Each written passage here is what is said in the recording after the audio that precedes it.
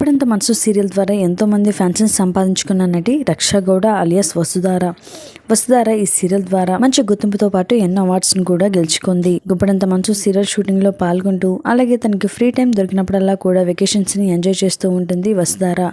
ఇక రీసెంట్ గా వియత్నాంలో తను ఎంజాయ్ చేస్తున్న లొకేషన్ ఫొటోస్ ని సోషల్ మీడియా వేదికగా షేర్ చేసుకున్నారు. ఈ ఫొటోస్ లో వసుధార మోడర్న్ లుక్ లో అదరగొడుతుంది. బుల్లితెర ఆడియన్స్ అందరినీ కూడా చాలా బాగా ఆకట్టుకుంటుంది.